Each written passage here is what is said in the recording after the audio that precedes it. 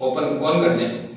आज पढ़ाने वाला हूं वाइल्ड लाइफ कंजर्वेशन एक्ट। ठीक है, वाइल्ड लाइफ कंजर्वेशन मतलब हम वनों के जीवों को कैसे बचा सकते हैं। ठीक है, एक समय आ गया था जब कुछ जानवर थे जो बिल्कुल विलुप्ति के कगार पर पहुंच गए थे। ठीक है, तो हमारी सरकार ने एक एक्ट लाई 1972 wild life conservation act. Conservation का मतलब होता है बचाव। इन जानवरों को बचाव किस प्रकार से किया जा सकता है, इसलिए हमारी सरकार एक एक्ट लेकर के आई 1972 वाइल्ड लाइफ कंजर्वेशन एक्ट। इसमें क्या किया गया, प्रोटेक्शन ऑफ इंडेंजर्ड स्पीशीज, मतलब जो प्रजातियां जानवरों की संकटग्रस्त है, मतलब संकट में है, जो खत्म होने के कगार पर है, उनको क्या दिया जाएगा, प्रोटेक्शन दिया जाएगा गवर्नमेंट के थ्रू। ठीक है, गवर्नमेंट ने सबसे पहले तो क्या किया था, प्रोहिबिशन, बैन कर दिया था वाइल्ड लाइफ ट्रेड पे। ठीक है, वाइल्ड लाइफ ट्रेड क्या होता है, तो मतलब जंगली जानवरों को मार करके ना, शिकार करके उनके दांत वगैरह, जैसे लोयन के दांत, ठीक है, हाथी के दांत, ठीक है, ये सब बहुत महंगे बेचते हैं बाजार में। तो लोगों ने व्यापार के लिए जानवरों को मारना शुरू कर दिया था, या जानवरों की चमड़ी के लिए जानवरों को मारना शुरू कर दिया था। तो इस चीज पर, जानवरों के व्यापार पर, बिजनेस पर क्या लगा दिया सरकार ने, प्रोहिबिशन लगा दी, रोक लगा दी। ठीक है, और क्या किया गया, हमारी सेंट्रल गवर्नमेंट और स्टेट गवर्नमेंट ने नेशनल पार्क्स बनाए, वाइल्ड लाइफ सेंचुरीज बनाई। नेशनल पार्क मतलब सभी जानवरों के लिए एक एरिया रिजर्व कर दिया गया, जिसमें उन जानवरों को क्या रखा जाएगा, सेफ रखा जाएगा। ठीक है, इन्हीं नेशनल पार्क में किसी एक पर्टिकुलर जानवर के लिए जो एरिया कवर करके सेव करके रखा जाता है ना, उसी एरिया को वाइल्ड लाइफ सेंचुरी बोला जाता है। ठीक है, अब हमारे एरिया, हमारे इंडिया में कौन कौन सी जातियां हैं जानवरों की जो खतरे में हैं। ठीक है, उन जातियों के, प्रजातियों के मैं टाइप्स पढ़ाने वाला हूं आपको। ठीक है, ये टाइप्स मैंने यहाँ पे लिखी हुई हैं।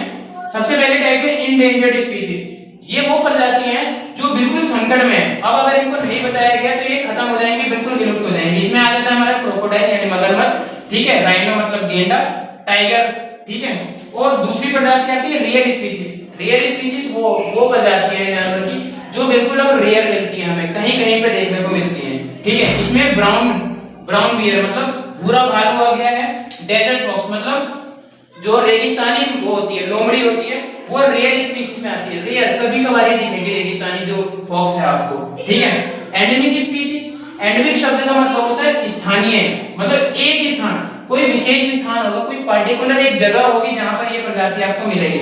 लाइक एक मिथुन नाम का जानवर है, इंडिया के केवल अरुणाचल प्रदेश के हिस्से में मिलता है। ये गाय और भैंस की प्रजाति है मिथुन, अभी बीच में चर्चा में भी था ये मिथुन। ठीक है, एक प्रजाति होती है निकोबार पिजन, हमारे अंडमान और निकोबार का जो क्षेत्र है वहां पे एक कबूतर रहता है, इसको निकोबार पिजन बोला जाता है, तो वो केवल अंडमान में ही मिलेगा, इसीलिए इस स्पीशीज को एंडेमिक स्पीशीज बोला जाता है, क्योंकि एक ही स्थान पे हमें मिलती है। ठीक है, एक्सटिंक्ट स्पीशीज, ये लुप्त प्रजातियां, मतलब जो अब धीरे धीरे बिल्कुल लुप्त ही हो गई है। जैसे पिंक हेड डक, मतलब पिंक हेड है उस डक का, ऐसी डक होती थी पहले इंडिया में, लेकिन अब ये हमें कहीं भी देखने को नहीं मिलती। ऐसी एशियाटिक चीता, एशिया में रहने वाले जो चीता थी उनकी संख्या बिल्कुल लुप्त हो चुकी है, खत्म हो चुके हैं। ठीक है, और लास्ट स्पीशीज होती है वल्नरेबल, ये वो प्रजातियां हैं जो अभी तो संकट की कैटेगरी में नहीं है, लेकिन अगर इनको बचाने पर ध्यान नहीं दिया गया ना, तो आने वाली कंडीशन में ये भी संकट वाली कैटेगरी में क्रोकोडाइल की तरफ पहुंच जाएंगी। इसमें कौन कौन सी स्पीशीज आती हैं, तो एशियाटिक एलिफेंट आता है, हमारा एशिया का हाथी आता है, गंगेटिक डॉल्फिन मतलब गंगा में मिलने वाले डॉल्फिन्स हो गई, अब गंगा में बहुत कम देखने को मिल रही है, और ब्लू शिप मतलब नीली भेड़ हो गई। वीडियो अच्छी लगी हो तो लाइक करें, सब्सक्राइब करें और शेयर करें।